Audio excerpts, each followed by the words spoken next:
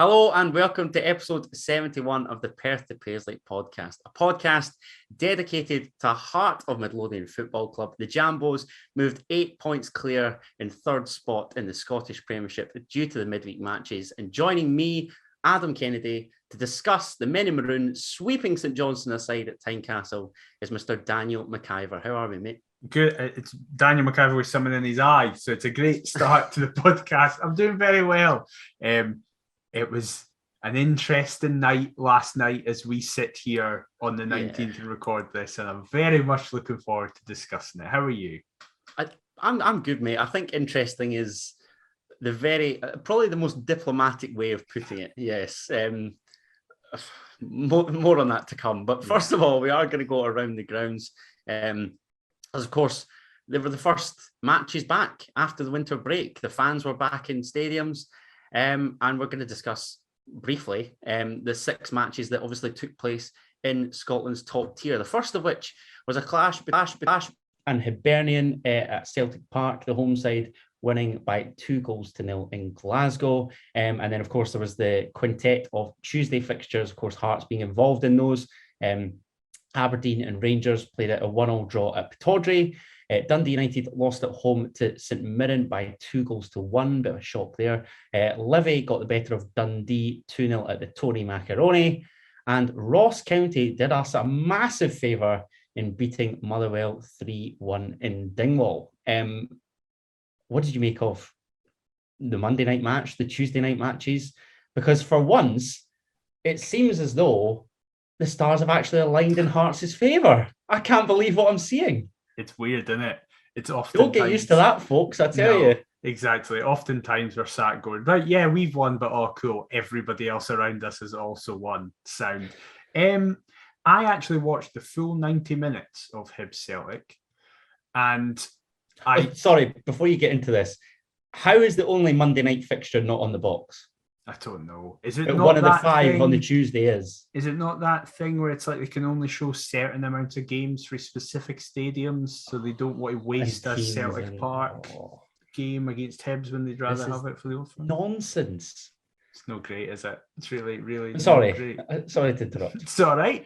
My main takeaway from that game, apart from how funny Kevin Nisbet's miss was that Maeda might be the fastest player I've ever seen in Scotland, and Hatate is an unbelievable player already, and I'm terrified about them coming Wednesday night. So that's going to be fun. That's going to be some laugh.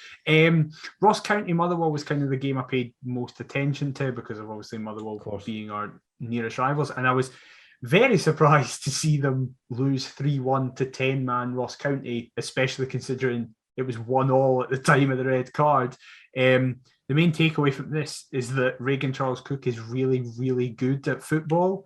I would love for Hearts to sign him. Yeah, he should probably be at a better club than Ross County. And Jordan Roberts scored a wonder goal, so I have no idea what's happening there.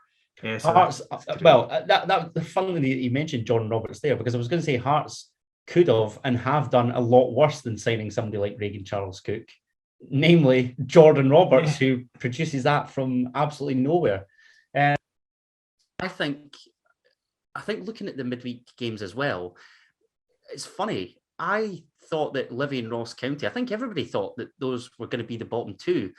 Now I'd be amazed if they were sucked into that, given how poor Dundee and specifically St Johnstone are. I didn't think they were going to get relegated. If you cast your mind back, I thought Dundee United were going to get relegated. Which, in fairness, they're now going towards that as they were awful against St Mirren. There was another amazing goal for that young guy Henderson. And that's it. And my Livy shout at the start looked as though it was actually going to gain some legs, and then they've picked up. I did actually fancy them to beat Dundee just because I think Dundee are terrible. And the only score that I got bang on was Celtic beating Hibs on the Monday night. Look at you so getting take that first very good one back. But the 5 fixtures on Tuesday did me. Well, it's fine. Don't worry. The biggest thing about Livingston is that I've seen from Livingston fans is that the novelty of playing a striker actually means that you score goals. Because Bruce Anderson wasn't getting anything, and then he's come in, and since he started playing, they've just kind of done well. Because we were playing like Andrew Shinnie up there for a little bit as well, and then I think now they've recalled Joel Newbley from Arbroath, Yeah. who was doing bits earlier on in the season, and they've signed that boy from Villa whose name I can't pronounce. Oh, So I can't remember. I think Livy will be all right. They will. And then the I only other say through game. gritted teeth. Yeah, you're gutted about that. But hey, well, this is what I was going to get into. I will happily sacrifice St Johnstone for Livy just for one more season. I could deal with that. And then Aberdeen Rangers. Aberdeen actually looked really good, and Rangers were kind of. I know this can be another situation where it's just like, I've only seen sports scenes, so I haven't seen the full game. But just on the account of that, Rangers were kind of lucky to get a point from that game. I know there was the debate about the fact that the ball was moving for the penalty, but it's Aberdeen in January, man. The fact it didn't move more is ridiculous. And then Kent sending off was stupid. And lots of refereeing complaints from a Rangers perspective. I think Clyde One Super Scoreboard has been booming, let's just say. There seemed to be complaints about every single referee in every single game. I saw that. We're going to come to that. Oh, we absolutely will. Oh my goodness! But I saw in the Dundee United St Mirren game, friend of the podcast Andrew Petrie was doing the coverage for Sports Scene, and he was saying that a load of folk were like, it's one of the worst refereeing performances they'd seen. Whoever the ref was. That's right, because I think United were denied a stonewall penalty. Yeah. Like how? Yeah, I can't. Was it Alan Power? I think makes the challenge on somebody in the box. Is it Marks? Maybe. I think it's actually Fuchs because he loses the ball and then he just kind of goes through. The only thing I saw from that game was the young boy Jay Henderson's goal. What a first senior goal that is! Yeah. But I've got to say something before we get into chatting about the Saints game. I've seen lots of praise for the manager on Twitter here. I'm going to join in said praise, and this is a big step for me. I think because we're in that new year, I'm going to try and adopt a new mindset. Saturday's massive, don't get me wrong, and come Saturday afternoon, if we've dumped out the cup, things can change very quickly. But I thought that Robbie was fantastic in his pre-match presser ahead of the Saints game, reiterating the fact that it was always about collecting 3 points in this match rather than a certain player moving on, who will no doubt come to. And I thought that he handled the scrutiny that he was put under remarkably. Let's face it, it's not just been coming from journals, it's been coming from the vast majority of the fan base last season, myself included. I don't know if vast majority is a good way. I'd say a loud proportion of Twitter, but I don't know if the majority of the fan base is fair to say. Even after the cup defeats last season? That's what I was about to say. After the cup defeats, probably, but then as a season as a whole, I'd say okay. Say even a third maybe of the fan base. Maybe I took the cup games in isolation there. But what I'm trying to say is, previously I've been upset by Robbie's remarks on numerous occasions last season. I genuinely thought he was winding me up with some of the nonsense that he was coming out with. But I thought that batting away all the chat about JS, I think it's only right that he earns a massive thumbs up from me. So well done. Wait, hold up. Right. First of all, I'm delighted that we're at this stage, that you can actually give credence and praise towards statistically the best manager in our lifetime. Hold on a second, because the first spell I had no qualms with Robbie. Really, it was more last season that was the annoyance. Right. Okay. First, right, fine, but I find it weird that it's not we've come back up and we're now third, with one of only 3 teams in the league to have a positive goal difference. Because it can change though. It can change. Of course. What I mean we are still in January. I think this is what a lot of folk are forgetting. Like, we've got a big set of fixtures coming up. Of course, and but I think the point is why it's only just setting in. If we come out of these games in a healthy position, then I'm eating humble pie. No, that's fine. I can admit that. There is an element of the support that thought we might go back down at the start of this season. Where did you have us to finish in your preview? Because I had us 5th. And that was before we made any signings. Yeah, right. So that's the caveat though, isn't it? Like you said that, exactly that. So the addition of Joe Savage coupled with Robbie Nielsen is ultimately what's like. I don't think it's fair to solely blame it on Savage not blame, but solely praise Savage. You can't use one or the other. Yeah, exactly. I think the two go in tandem. That's what I'm trying to say. Absolutely, but it's still early days. I think a lot of people have jumped on the Joe Savage bandwagon and kind of go, oh, it doesn't matter that he's only been here a few months. He can do no wrong, but Robbie, he still needs to prove to us. I can't dispute that either. It's just... Let's focus on the fact that you've actually given praise to him and we can build from this. And realise that it's still January. I am still bricking it for the weekend. No, look, he's got a lot of making up to do in the Scottish Cup in particular for me, but we'll come to that. However, look, it's positivity for a good wee chunk of the pod because Hearts named their first starting 11 of 2022 as they took on bottom of the league St Johnstone at Tynecastle. Before we get into obviously the team selection and whatever, my pal Ewan made a great point last night in that this was the ideal fixture for Hearts to come back to from the winter break. Bottom of the league, albeit they made a couple of additions within their kind of playing squad, but at home, big crowd back, everybody buzzing to be back at the football.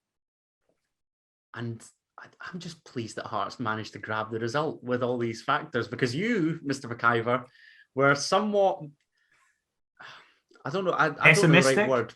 Yeah, a little bit pessimistic, or thought that it would be. I predicted a 1-1 draw before this. Basically, and I was thinking, listen, as you said, it screams of this should be a routine win for Hearts, and even we, despite being young, are old enough to know that is always a bad sign for Heart of Midlothian Football Club. Whenever we're up against it, that's when it's like, oh, we might do something here. Whenever it's the standard one out the bag. Yeah, whenever it's the standard, like, you should win this, that's when you're worried. That's when you're like, oh, for God's sake. However, it didn't end up that way, and I'm delighted as a result. And it didn't end up that way despite an interesting selection or three. Right, wait, hold on. Hold on. Because I know, I've just realised this right now. I know that we agreed to have a certain running order. Yeah, I feel like there's one thing we can't ignore. Let's just address it. I thought about trying to leave the listeners like listening to us here. We can't talk about this game without explaining the prerequisite that happened in the week. And Adam, you're the host. So I'm going to let you explain what happened during the week. During the week, it's been well publicised. Sounds like you're at a fucking eulogy. I'm so depressed. Look, there was a central defender of ours that was at the heart of transfer talk and speculation, with England being perceived to be his most likely destination. However, John Souttar has swapped Gorgie for Govan, as he will be joining reigning champions Rangers in July upon the expiry of his Heart of Midlothian contract. Much to my dismay, much to Mr. McIver's dismay, and much to the Heart of Midlothian fan base's dismay. Why the? Because I don't care. I couldn't give less of a shit. It makes no difference to me where he goes. So, I get it. I totally understand. That's what I said in my tweet. I was like, I've always, since the start of this podcast, made it. It's always been clear who is the bigger John Souttar fan out of the two of us. We're both big fans, but you are clearly in the. You like him more than I do, basically. But then my frustration also came with you liking another former centre half of ours that swapped Hearts for one of the old. Yeah, because that guy captained us to a Scottish Cup win. What has John Souttar done apart from be good for us? If John Souttar beats his chest up to Anne Budge, sat in the main stand, then I can put him on that same pedestal as Paisley. But until then, this is the thing. I understand. Whilst I disagree with the reaction to Paisley, I understand it. Like, I understand why people do it, right? Whatever the reason that you want to do it, it's like, fine, I'll get that. And in fairness, I do think that he does regret that. Yeah, and he said that because obviously, as Presley says on that day, it wasn't aimed at the fan base, but he understands that it's been interpreted and has been taken as it was towards the fan base. Yeah, and he's like, I wish I'd went about stuff differently and blah, blah, blah. The Souttar situation, for me, you need to be like at a certain level for me to be that gutted. If Gordon was leaving us for one of the Old Firm, I'd be that gutted. If Boyce was, I'd be that gutted. Not our third best defender this season. Like, because Souttar, I think it is this. I think Souttar in his time for us has played about 153 games and missed 102. I think it's roughly that. I might be off by a couple of games either way. But I professionally totally understand why he's done it. I kind of disagree with the people being like, why hasn't he signed on for an extra year just so we can get a transfer? What if he does his cruciate again, or what if he does his Achilles again? That's the big thing, isn't it? Because everybody talks about exactly that. I mean, I mentioned it last season on the Napier podcast with Jamie and Sean. Hearts were always in a lose-lose situation. I think that was Jamie's point, in that had Hearts offered a deal to Soapy and then he becomes injured again, it's like, well, why on earth, with a player that's so injury prone, have you offered out that deal? And yet here he is, obviously was excellent in our championship campaign, featuring I don't think we conceded a goal when he was on the park. Yeah, the final 6 games we didn't concede, and that was the 6 games he was back. Then gets himself back in the Scotland squad, has that fairy tale goal against Denmark, I think it was. And now here we are. So Jamie was right, and Hearts were always going to lose out. Yeah, definitely. And from a professional standpoint, I get it. But it is a massive kick in the Harry Stones to us. What you can say is that morally, he probably should have signed a year extension. But that's not the game we're in. Football isn't a place for that. And it's down to chance. Life's all down to chance. Yeah, exactly. But that's deep, but probably far too deep for this podcast. But I'm being totally honest. It is all chance. But this is the thing. I know. Listen, I understand that it's infuriating that when he had the options of Blackburn and Stoke, he chose Rangers from our perspective, right? Where it's like, you're going to strengthen a fellow club in the league, a club that we perceive as a rival, that we're going to be up the top of the league with, hopefully. Obviously, we're not competing with them for the title, but they're a club that we regularly will compete with, especially if you look at historically. We're often the teams that get to the latter stages of cups, for example. So it's like, well, he could be the difference in a semi-final, a final, a quarter-final, whatever you want to say. I totally understand it. And I'm very much neutral on this. So I'm not also saying I don't think the booing, for example, that we'll get onto is unnecessary. I understand why a lot of people will boo him. I understand why a lot of people will chant against him. And I'm not going to sit here and say you're wrong for doing that. Because, like, listen, people who are going to support John Souttar are right. People who are going to be against John Souttar are right. People who are sat in the middle are going to be right. Because, like football, it's a game of opinions. Like, it's going to happen that way. My stance on it is just that there are players in this side I would care a lot more if they left. I saw quite a few people say this. My dad, Liam Corbett, Tam, both from This Is My Story, Laurie Dunsire said it as well. The biggest miss from Souttar that we're going to have is that kind of ability to take the ball out and do those big cross-field passes to Cochrane and kind of make us play creatively. If we then that's replaceable. That's very replaceable, because you just need to get a creative midfielder, which is something that we've been saying we need all season. It's not that we shouldn't have to rely on our centre half to carve out opportunities. Yeah, absolutely. So when I say he's very replaceable, what I mean is that the attributes that Souttar brings to the table are replaceable. It's just about whether or not we do it. If we're sat here this time next year, and in the summer or potentially January, obviously there's still a couple of weeks left, we haven't replaced that, then I think this will feel worse, because we've not only lost someone who's done it, we've not replaced it. And on a free transfer. Yes, exactly. We're not getting anything to boost our sales going forward. But for me, it's a nightmare situation for everybody.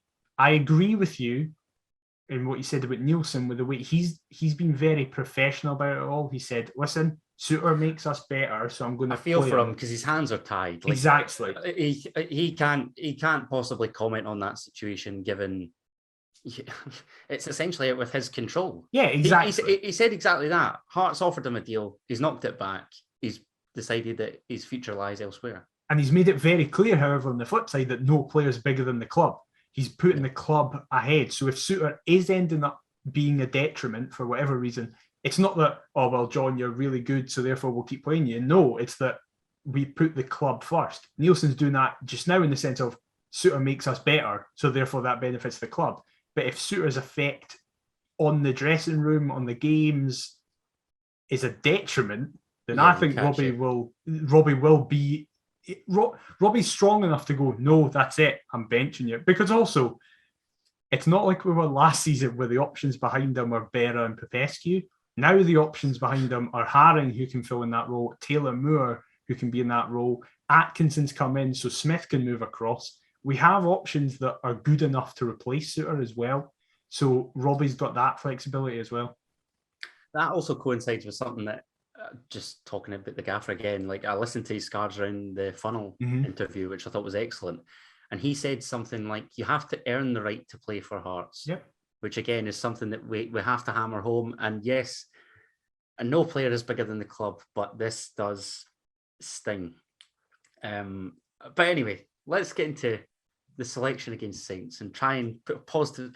Let's dig me from out of this hole and try and put a positive spin on things.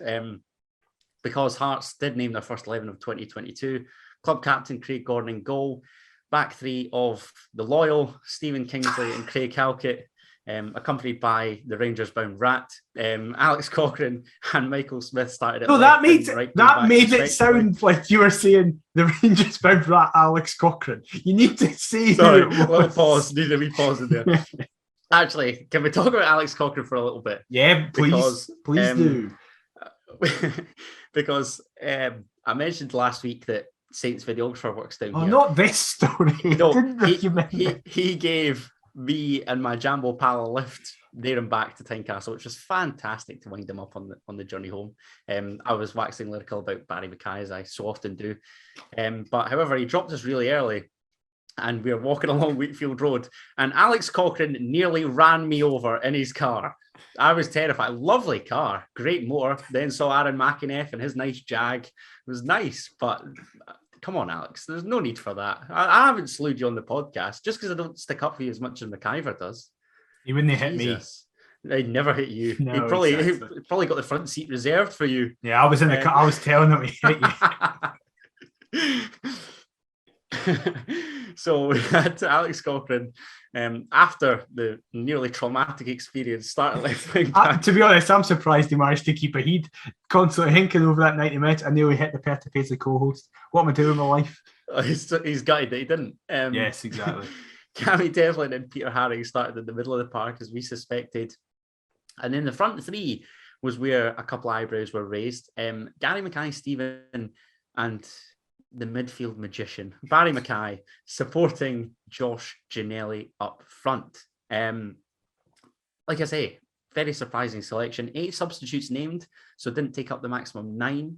Benny Beningame we knew about, but there was no places in the matchday squad for either Liam Boyce. Boyce was on the bench. Boyce was on the bench, yeah. But no Ben Woodburn, I thought was strange, given his Boxing Day antics.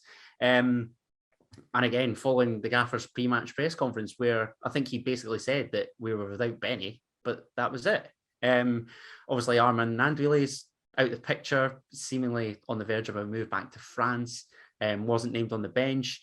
There was no debut handed to Nati Aka in the end. What were your thoughts with regards to selection against Saints, McIver? The first thing I did was check if Souttar was playing.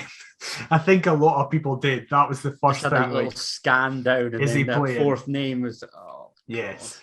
The biggest thing, as you say, was we don't have a striker on the pitch. Oh, we don't have Woodburn at all in the squad. Okay, I'm assuming it's an injury that he must have picked up on Friday's training session, because obviously the press conference gets done on Thursday. So I'm assuming it was then, because I hope it's nothing more sinister than that. Like, I hope he's fine. My doppelganger. Yes, exactly. Hey, you got Alex Cochrane last week as well for the YouTube comments, which is lovely. To be fair, it's better than Rafa Jelak that I suggested. I knew That's there was true. a player that I thought of in true. that strip, but oh my God, bad memories. I think I was happy generally. I was happy that Cochrane was in. I was happy that Smith was in. I was happy that Halkett was fine after his injury against Ross County that forced him to come off. Obviously, we'll get to what happened later on with Halkett, but generally, he was fit enough to start and complete the majority of the game. And I was hesitant with the front three. I trusted Mackay, but I didn't trust his other two partners. No, and I again shared that exact same concern. Yeah, I know that. What was the other game? Was it United where Josh Ginnelly started up front? Yeah, and it seemed to work all right that day. That was the only sort of thing that was playing over in my head, is that we've seen Gino contribute up front, albeit not score that day, but still look lively. And yeah, but I think I was, look, any doubts that I had heading into the game were put to bed pretty early on. I actually thought we made a decent start. Yep. There was a chance where I thought your first goal scorer bet was going to come in, because Barry Mackay switches play from left to right, looks for Alex Cochrane. I've said my piece on him, who nods over for Michael Smith, but your first goal scorer bet did not land on this occasion, as the Northern Irishman is handsome, but he blazed high and wide, and that certainly was not handsome. Didn't quite connect clearly, did he? I was like, where did the handsome bit come into? But I understand now. He is very handsome. However, yeah, he did. He just he snatched at it, and it was just really rubbish. I thought Cochrane would have shot, to be honest. Yeah, I'm surprised he didn't, because Ginnelly's crossed for Cochrane in that United game, I think it was. Yeah, and he had a decent finish that day, and yeah, he's popped up with a couple, Alex Cochrane. You'll have been delighted to see him start at left wing back over. How good was he? How good was he? You wax lyrical about Alex Cochrane more than anyone I know, so the floor is yours. On you go. I just love him, and I said on Twitter, I'm going to be a mess. I'm going to be more gutted about Cochrane leaving than I am with Souttar leaving, because Souttar and it's the same with Haring. Haring, I think, is out the door, and I'm going to be furious with that. Souttar, he's got to be next. I know that we've been offering, deals aplenty. Big Pete's got to be next. He has to surely. Be, because Souttar felt unavoidable. It's like, well, Souttar's obviously leaving. Haring is very avoidable. Cochrane, I don't know. He's out of contract with Brighton, obviously, but I don't know how badly he wants to stay with us. He's obviously doing very well, but I think a part of that could be, well, I'm doing really well, so I might get an opportunity at Brighton. I don't know. I just love him. He's so consistent in his quietness. He's often, I think the reason, and you're right that you're saying that I speak about him more than a lot of people, because I think a lot of people just don't notice him, because he just does everything so quietly. It's just like, yep, clean that up, make a block. Goes about his business. Yeah. Lovely. It's so consistent, and he's such a reliable player to have. It's like, oh, Cochrane's playing, so therefore I'm not worried about that entire area of the pitch. And that's so relieving, not only as fans, but for players, because it allows Kingsley, who's his partner closest to it, to kind of go, I can play with a bit more freedom. Gordon knows that he's got an out ball there at all times. We do look a lot more competent with him in the side than out. And I know that there's that stat, I think, kicking about where Hearts haven't lost this season, I don't think, when Andy Halliday started. So, look, you're not a fan of Halliday. You are a fan of Alex Cochrane, as am I. And again, I'm with you. I feel as though we are a lot more assured when he's in the team as opposed to not. Of course, from that Smith chance, a minute later, the first contentious decision, we've obviously touched on the officials. Big Pete, again, at the heart of it, nods down for Barry Mackay, karate kicks in search of Josh Ginnelly, who goes down under the challenge of Liam Gordon and after the sprint race. Penalty for you, Chief? Yes, absolutely. So I was screaming for it. Yeah, I thought so at the time. In the actual moment in the ground, I thought it was a penalty. And then watching Sports Scene, I agreed with Foster in what he was saying, where he was like, you could argue Gordon gets a bit of the ball, but he gets the majority of Gino as well. He's not in control of where he's going. And Gino is about to, you see Gino's leg go back to about to strike. And then Gordon just comes in. That's like a clear-cut penalty. That's the key thing for me. the whole about to strike and our hesitance to shoot. My frustration, and this was a common occurrence in the first half in particular, is our reluctance to shoot in certain situations. We often attempt to walk it in as opposed to just pulling the trigger and getting a shot away. I think, I don't know, this might seem daft, but I think it's imperative early on that you at least test the opposition goalkeeper. I know Zander Clark's established another one whose future seemingly lies away from McDermott Park, but test them early doors and see what they're made of if they can handle that bigger crowd. I agree with that generally, but I think in this instance, Gino's right to do what he does, because in his head, he's thinking, I just need to get Gordon close enough to me that he's going to make a contact, and I should be able to get a penalty. What I was fascinated to think was, I wanted a penalty that game because Boyce wasn't on, which meant Souttar would have been on penalty. Yeah. Could you imagine him saying, oh my God. That would be fascinating.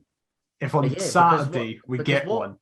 Yeah, like what happened? Like, does everybody, like, I was booing him, but I'm not even sure what I'd do. Well, I said on Twitter as a joke, it was like, everybody's going to celebrate, then when they hear who it is, they'll boo. So it's like, yes, and it's like, it's number 4, John Souttar, commence booing. I just want to say, so let's speak about that. It's the Rangers bound John Souttar. Let's speak about that, because obviously every touch he had was booed, but then as the game went on and the more touches he got, it started having people applauding him, booing him, chants were made against him and for him. I'll be honest, I'm already sick and tired of it. I was sick and tired of it within 2 minutes. As I said, I was neutral. I wasn't booing. I wasn't clapping. You're just wanting him going this window for your sanity, really. Yeah, like, I think I'll put the cards on the table. I think John Souttar was one of our best players last night, especially in that first half. I thought he was really good. 100%. But no one is talking about that.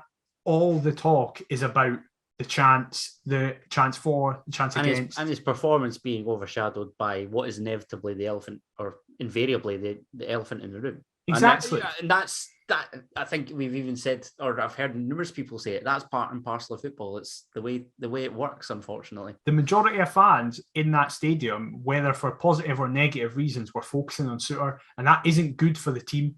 Whether or not it actually affects the team or not, it affects the crowd. There was reports of fighting within the main stand. I didn't see that from my end. Obviously, you were at the other end. Yeah, I didn't see anything. It must have been slap bang in the middle there. The executive box was kicking off. But that's just behind the dugouts. I'm not going to sit here and say either side is right or either side is wrong.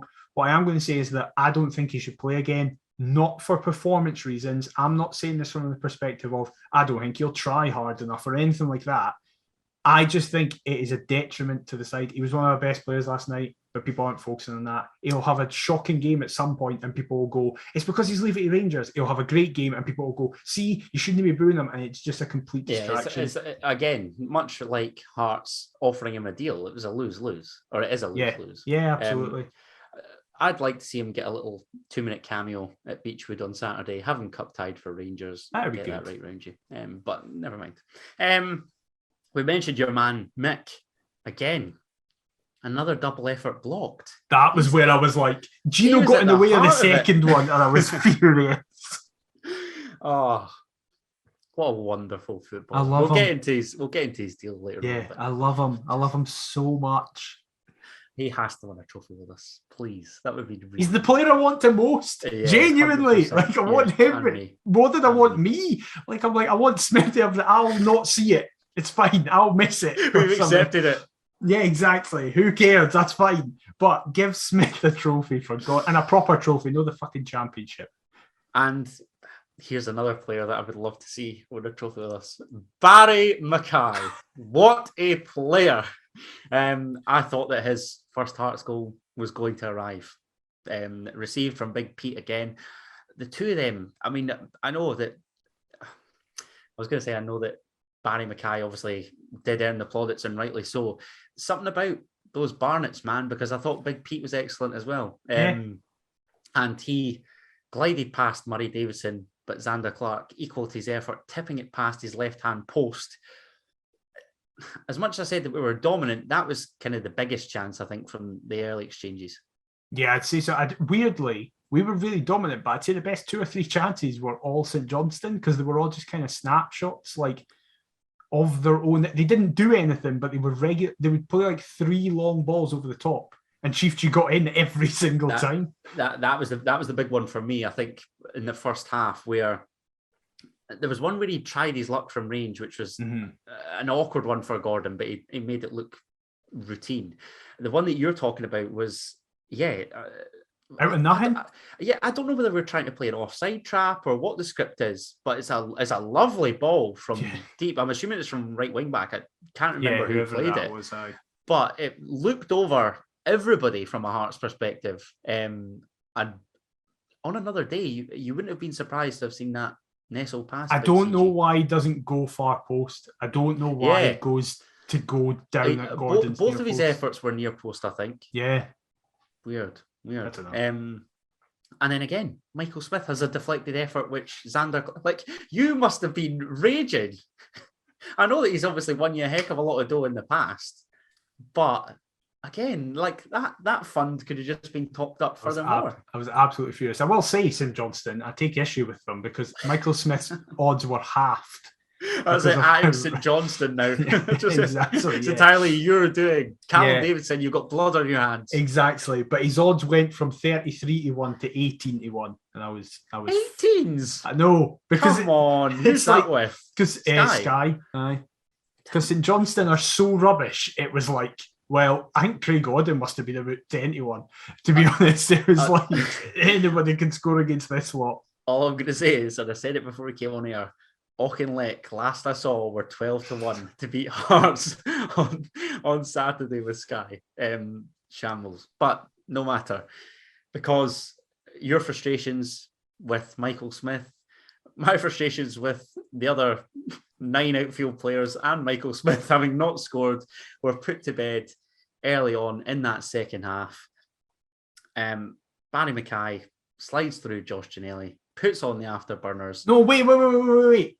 Go on. Focus on the pass. That pass is like exquisite, picture perfect. Both through of them. a channel. Yeah, exactly. They're both great. But that one, he gets it perfectly weighted in between the defender and Gino, so that Gino doesn't have to do anything except run. I said it on Twitter. Hearts do make me look like a numpty from time to time, but that is comfortably my best shout to sign back. It had to happen at some point. You had to get one. That's it. Thank you. Third time lucky, I think, at least. Wonderful, isn't he? Just great. Regret not getting a picture with him at Bucks Bar, but that would have been the most embarrassing thing ever. I did tell him 3 points at Easter Road. That's all I'm after. But he has been exceptional. And again, having not scored in that first half with that chance that Clark tipped past the post, I just love that. Again, he seems to just not let it faze him. Yeah. And as much as it would be easy for him to be selfish with wanting that first goal, totally selfless. And as you say, beautiful ball. Josh Ginnelly chucks the afterburners on. And like I say, it's a cool, calm, composed finish past Xander Clark, who himself is a top keeper in and around that Scotland squad, albeit doesn't get a game ahead of you-know-who. But yeah, I was very pleased that we made our perceived pressure count. So I said on Twitter at halftime that JMS and Gino were offering nothing. And you and countless others, I saw you get stick for it. I was also frustrated given that front three, but I'll let you. This is the thing, right? People, as you say, I got a lot of stick for that, as if him doing well in the second half didn't erase the fact that he didn't do well in the first half.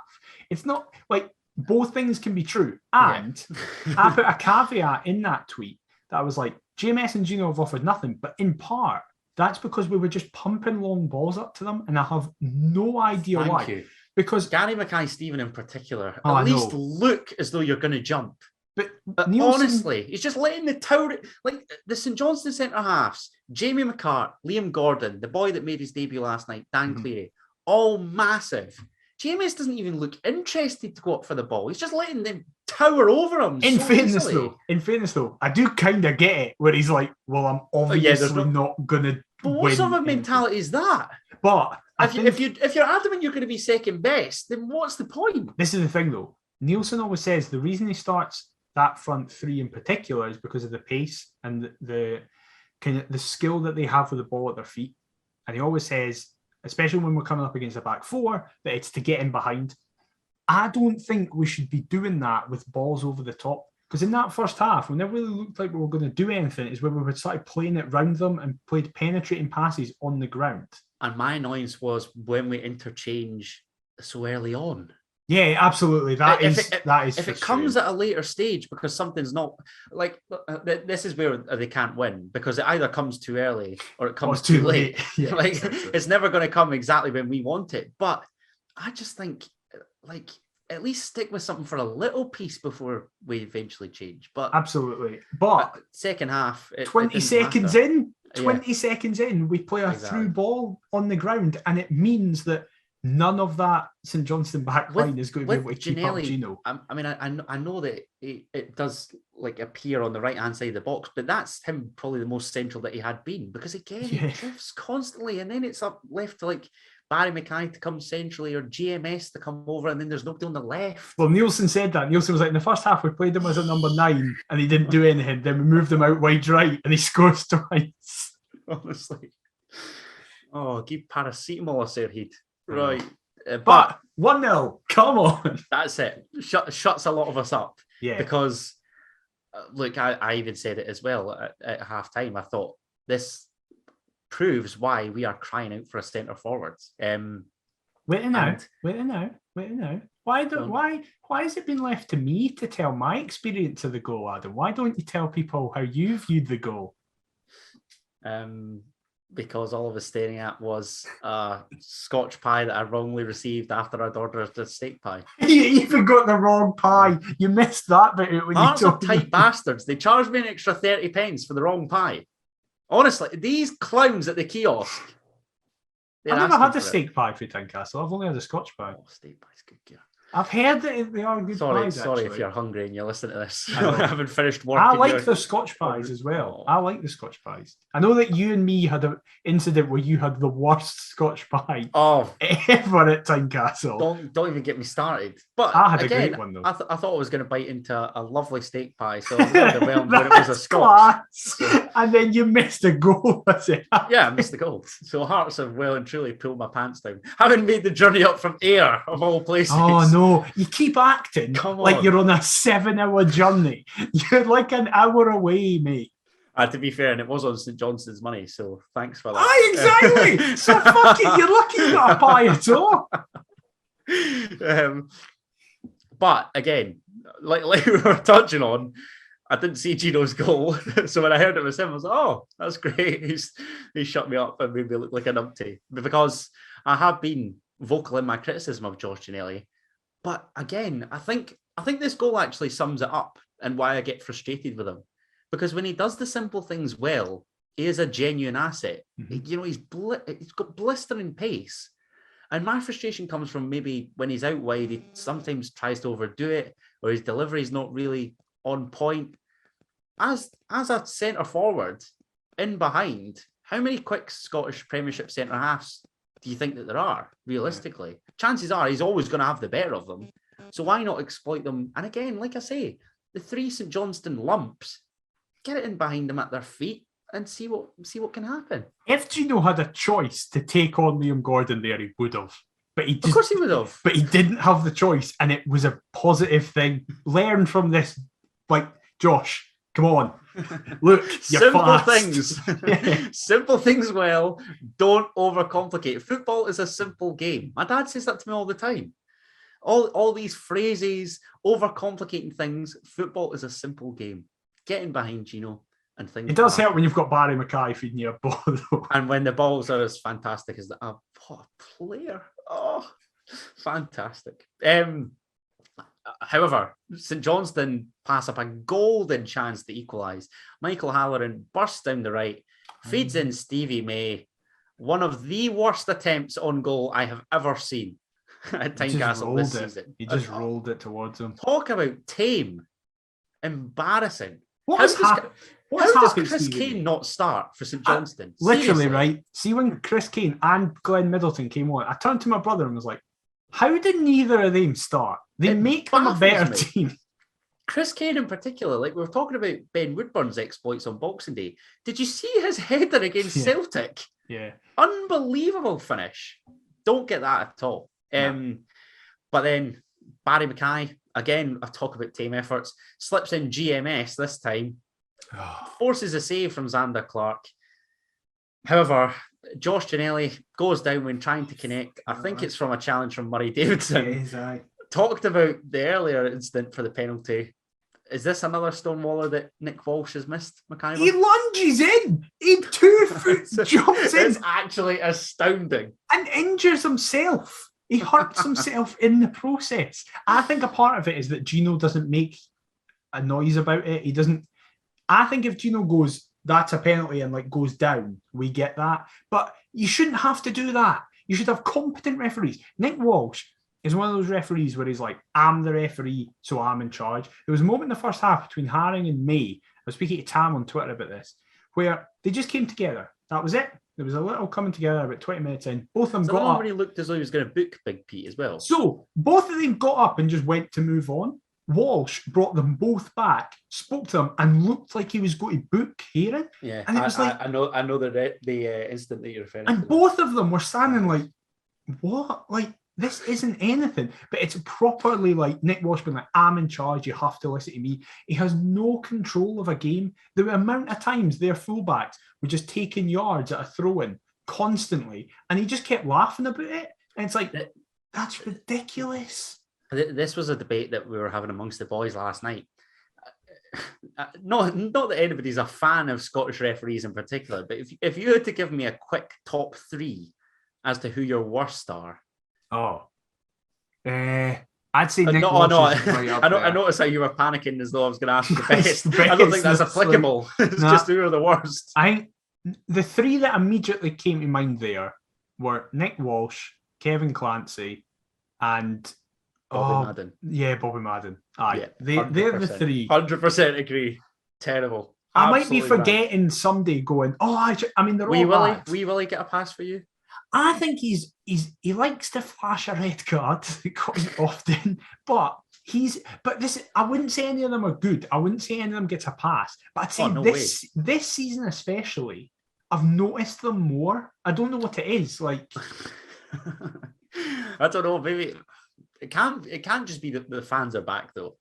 Because I include like past few years and stuff like that. Like I don't remember even a few years ago, because it's not even like we're doing badly, so we're blaming refs. That often happens where it's like, teams who are doing badly, they can be accused of, are you just blaming refs? Where you are? Quick to pinpoint the officials when it's like, in reality, you're just shit. Yes, exactly. But we are third and having a class season, and every game you can come out angry. And go, I'm still angry every week. I genuinely don't think there's ever been a perfect week where I've had nothing to moan about. Exactly. I'll come to another little annoyance that I had later on. However, let's talk about the second goal, because the first was nice. The second, it's even better. Primarily because I could see it. I was about to say, I think the first goal is better. I think it's a better goal, purely just because of the passage of play and movement, and there's no mistake from St Johnstone. It's just us playing really well. There is quite the second requires more skill, if I'm honest. But that's the thing. I think Barry Mackay is more impressive in the second goal because of his run. As is Ginnelly for me, because true. I know that it's another slack pass from Saints that effectively allows us to, go on and score the second goal. My midfield magician picks up once more, leaves those two clowns, Nadir Chifchi and Michael O'Halloran. That was great. The amount of times that I've rewatched that clip is embarrassing. I howl every single time. Evades both, coolly slips in Josh Ginnelly. And like I say, he's out wide again. A fantastic first time finish into the top corner, across Xander Clark, 2-zip, seals the deal. I'm delighted because I've seen a goal in the flesh. Happy days all round. What is Xander Clark doing, by the way? He makes himself smaller. I don't understand it. I don't know, because he's a big boy. He's an imposing goalkeeper. But I'm with you. It seems like he almost slides forward and goes to deck too easily. Yeah, it's really, really weird. It's weird. Fair play to me for being worried about Chief Chi, and all he does is miss 2 great chances and then American dump tackle his own player to help us score. What I will say is, I've said that Dundee and St Johnstone will be the bottom 2. There is a part of me that thinks if they can feed Chifchi off what we saw, he'll get goals. He'll score goals this season for them, definitely. But I don't know. Maybe it's too late. I don't know. It may be, but it shouldn't be taken away from how good Barry Mackay's run is. Like, I know they foul them each other, but he's already passed them. It's not like see you later. Thanks for coming. Yeah, it's not like it Don't happens let the in door front hit your of arse him. on the way out. Goodbye. It's not like it happens in front of him and then that gives them an opportunity. He's left them both and then they just fall over, which makes it funnier because it's to add insult to injury. Like when it goes to that poor quality Scottish football, that page is gold. But listen, Josh Ginnelly, let's just constantly play him against St Johnstone because he's got 3 goals this season and they're all against them. Unbelievable. And 3 good goals. Yeah, they're all really well done. And they're all really simple, where he just ran and shot. Thank you. Simple things, Josh. Simple things. But yeah, that was it. I turned to my brother and was like, that's it. Game's done. That was it. Yeah. That was it. And listen, the icing could have been on top of the cake. Had your man. Your love I had him for anytime goal scorer as well. How much do you have on it? £2.20 back. Ooh, 9-1 fairly. Yeah. Not bad. Again, Barry Mackay at the heart of everything. Oh, he's so good. Slips in Cammy Devlin, your love child. Is it a frustration that he's gone near post? Do you think? And this is just something daft that I took away from it. But when Hearts post about like his parents coming over for the game, does that play in his mind thinking, Mum and Dad are here, I've got to score? Or do you not think, I don't know. The ball's a wee bit behind him. And that's from leaping to his defense. That's from the man himself. Devlin said that. Of course he's going to say that. He's not going to say, oh, do you know what? It was inch perfect for me. No, but he did. He was like, nah, but I tripped over. He was like, that's what it was. He was like, I tripped over the ball again. And I was just like, you know what, mate? I dare care. He could score. Say against Talbot, he could score 3 on goals and I'd find positives in the finishes. Like, I just love him. I love him to death. Because you've got a tenner on them at 12. Exactly. Yeah, exactly. But, oh my God, he's just so good, Adam. He's amazing. He is. Do you know what? I was watching him, right? And I don't know whether this was just me. There was a couple passes where he tried to play a little bit too ambitiously for my liking. Like, he hooked one over. I want to say that he was down by the Wheatfield stand and he hooked one over to literally nobody. And I'm like, why? Like, simple things, Cammy. Simple things. He gets too excited. He does. That's the problem. He's like nuts. us. He's hyper. It's like if the we most were hyper there. Hearts player I've ever seen. He doesn't seem to be in control of his body at times, where he just kind of like will fly into challenges. I don't mean he leaves his feet. I mean his whole body goes into the challenge. Like he'll swing his arms around and move his chest with it. It's 20-9 now. I'm adamant that he's not shutting down for another 4 hours at least. I'll be furious, right, if there's chat about going, well, Benny's back. Should we drop Devlin or Haring? No. Benny has to wait until one of them isn't good enough, or we move to a little triangle of a 3. Yes. A big P at the bottom. Yeah. Like Robbie says, you've got to earn the right to play at Hearts. Yes. And that was it. Those 11 did their job. My frustration, I'm going to dig up here because the substitutions were a bit of a weird one for me. They were very weird. Don't get it. Not the Taylor Moore Halkett one, because that was necessity out of injury. That was one of the only of the 3 normal ones. Yeah. Who can Gary Mackay Stephen? That's fine. Okay, that's fine. Ewan Henderson's back his loan from Alloa. Maybe give him a wee run out. Yeah. Not the worst idea in the world. Aaron McInnes coming on. I like McInnes. Not a centre forward. Why is he playing centre forward? And Barry Mackay coming off again. Fine. Protect the Prince. Yeah. I'm all for that. Andy Halliday at left wing. Nathaniel Atkinson is there and has played right wing regularly. So shift Gino across and play Atkinson. Andy Halliday at left wing, at home to bottom of the league at St Johnstone. We finished, I literally said out loud, I cannot believe we're finishing this game with a front three of Andy Halliday wide left, Gino wide right, and McInnes as the centre forward. Like, why not give Atkinson a run out? Or Finlay Pollock? Or Ewan Henderson? Boyce? Bring Boyce. Now's the ideal time to bring Boyce back to action. No pressure on him to score a goal. A little 20 minutes under your belt ahead of a big game on Saturday and a massive game in the league next week. But no. Or Ewan Henderson, who's back in the side, and just like chuck I say, him. Henderson, just give him a chance. Yeah. Do not understand it. But however, we're done with that. How bad is St Johnstone? How bad is St Johnstone? Terrible. I can't believe what's happened. Is it? I said this last night. Is it because we're back? Last season we won the here and they were like, right, Hearts are gone. We're going to be amazing. Now Hearts are back. They're like, shit. They're back. because they've got a decent record at McDermott against us. Decent's putting it lightly. That's why I'll be delighted to see them go. Yeah. Goodbye. Don't need you in my life. Terrible ground. Multicolored seats, no atmosphere. Why do they have multicolored seats? Dreadful. I've always wondered this. What's the reason behind that? Just make them all blue. Just make them all blue. You play in blue. Why are they yellow and red and grey seats? Honestly. It's no wonder Neil Doncaster can't get a sufficient TV deal when they look at the stadia and go yellow and red seats for a team that plays in blue.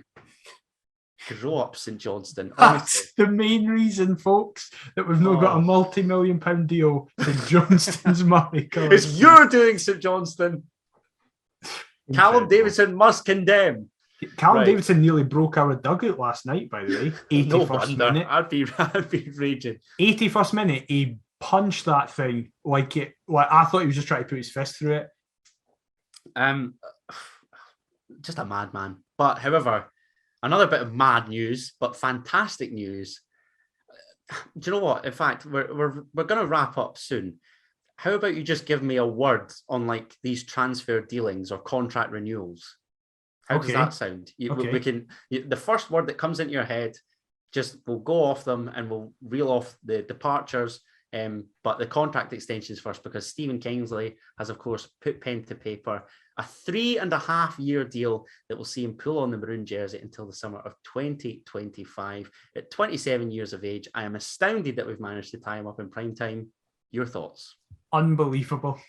Fantastic. Next one. Michael Smith also has put pen to paper. We were adamant that it would come through the supposed appearance clause that he has in his contract. However, he has signed a 1-year extension, keeping him at Tynecastle until the summer of 2023. Again, joins Craig Gordon, Craig Halkett, Stephen Kingsley, all committing their future to the men in maroon. Your thoughts on Smith signing on?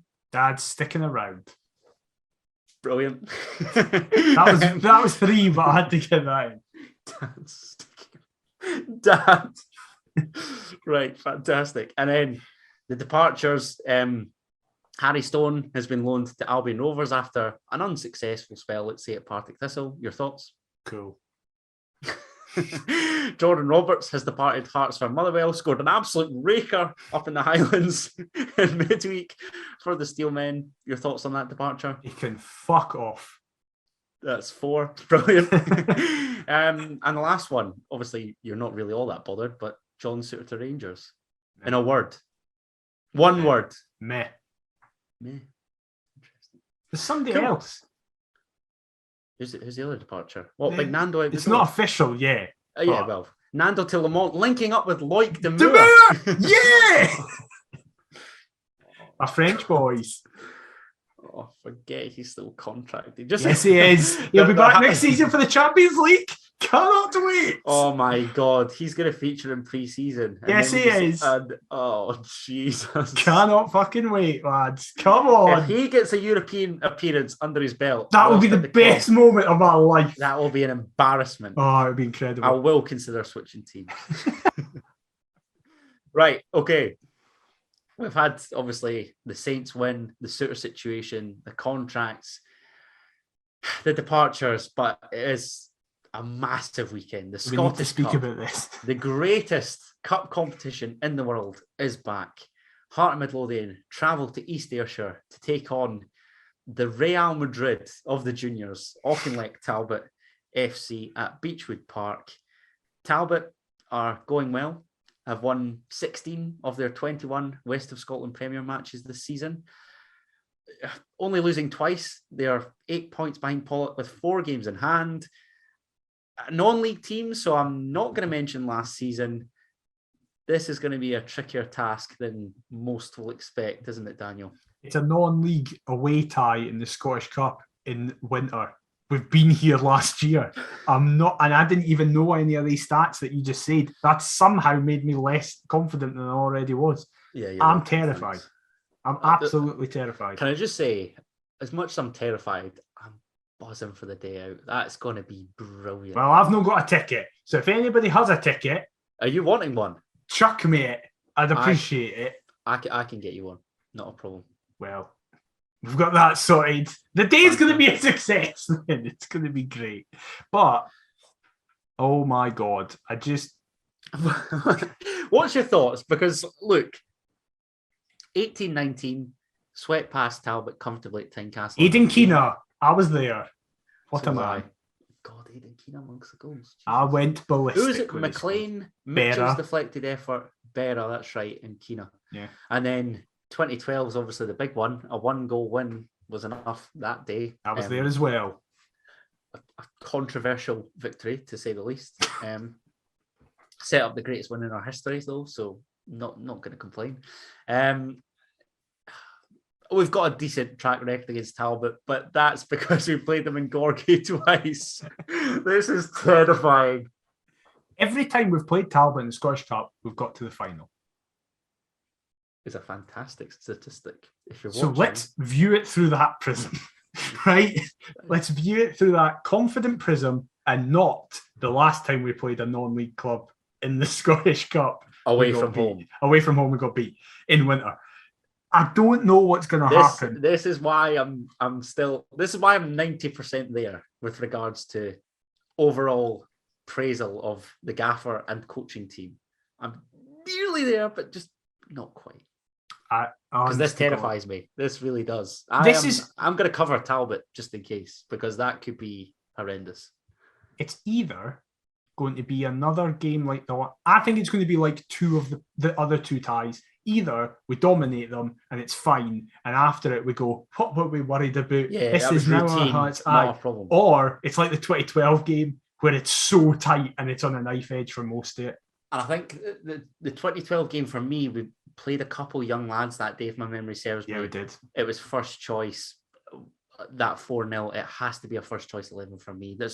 That was the frustration with Brora, in that we rested a number, not all the first team, I will say, but a number of first team players. Robbie cannot possibly be thinking about doing that come the weekend. I think what would be especially your selection? Especially because I know that Robbie and internally everybody will be like, Celtic's a massive game, we need to get a result. And the fan base will obviously say the same. But if you said, would you rather beat Talbot and get beat off Celtic or beat Celtic and get beat off Talbot? I genuinely think a lot of people would rather get beat off Celtic. I know it's a 100%. big historic win, beating Celtic and takes it within 6 points. But Robbie surely cannot have 2 back-to-back exits against non-league opposition. No, in this trophy. and the cups, like everybody's talking about the cup from a Hearts perspective in the press anyway. You cannot look like total numpties then by getting put out by a non-league team. And that's, if we're being honest, like because we've opened up this gap in third, we're going to be disappointed if we don't finish third now. Yeah. Realistically. Definitely. So the cup is all we're realistically playing for at this point. I would go... Don't throw that away come Saturday afternoon. Come Saturday afternoon, 3:00, if we're still in the hat, I'm fine. I'll be cool with that. I would go full strength. I'd go Gordon, Smith, Souttar, Halkett, Kingsley, Cochrane, Benny, Haring, Devlin, Barry Mackay, Gino, and then Changed up till now. Oh, then, he's not going GMS. No, I'm not going GMS. I'm like either Woodburn or Boyce. Fair. If fit, if not fit, Ewan Henderson. Wow, I don't give want Henry a GMS game over for him. GMS. Yeah, because Ewan Henson's done very well just this season at lower league levels. Okay, I can't. I don't think that Ewan Henderson is the answer long term. No, neither do I. But I can't disagree with that team because GMS did frustrate the life out of me midweek, and I think that's primarily because I look at the other 2/3 of that front three, who both, Gino's bagged a couple, maybe. And maybe he'll argue that he could add a hat trick or 4. Maybe he's not totally satisfied, but 2 great goals. And there's my midfield magician doing what he does. Can I just say, I know that I spent most of this podcast saying Souttar shouldn't play, but I agree with you that we should cup tie him. Oh, that would just be brilliant. That's exactly the type of pettiness that I'm all for. 100%. That's part of the reason. If he's potentially gone by that point, obviously he's not going to be, but if just suddenly Rangers were just like, here's money, then I would play Smith as one of the centre halves and give Atkinson his debut. Would you give him his debut at Beechwood? Fuck it. He'll be thinking, what the hell am I come to here? What is this, by the way? He thinks it's summer by now, and he's arrived in pissing wet rain, and he first games against Auchinleck Talbot. East Ayrshire against Ayrshire Farmers. Brilliant. Right, what is your score prediction? Oh, God.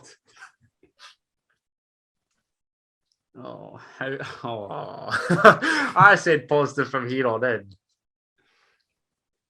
0-2. Routine, relatively routine. Hopefully, but I'm not gonna be devastated with a 0-1, a 1-2. But a 2-goal margin, not a classic by any manner of means. Just the fact that we've ticked another ground off the list and we're through the next round of the cup. That'd be sweet. You? I'm going 1-0 us. I think it's going to be tight.